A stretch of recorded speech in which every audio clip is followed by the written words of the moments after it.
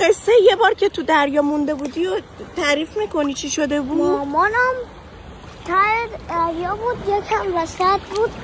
بعد من شنا بلد بودم دیگه، رفتم مامانم رو ندیدم، ندونم ما ندیدم، رفتم ته و چیز شد دیگه.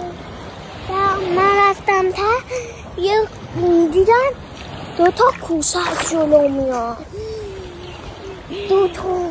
بعد من گفتم نه برم عقب، رفتم عقب، دیدم 2 تا هم اونور اومدن و گفتم به خودم برم سمت راست. رفتم اونور، دیدم 2 تا کوسه اونجا میومد. خوب. بعد اومدم گفتم تنها رو اینه که برم سمت چپ. خوب. رفتم سمت چپ. بعد دیدم این دفعه 3 تا کوسه داره میان سمتم. آخ خوب. بعد مجبور شدم برم بالای درخت. درخت از کجا پیدا کردی تو آب؟ مجبور شدم. آخه چطور؟ درخت بود مگه؟ مجبور شدم.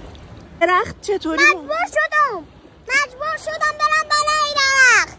نمیفهمی؟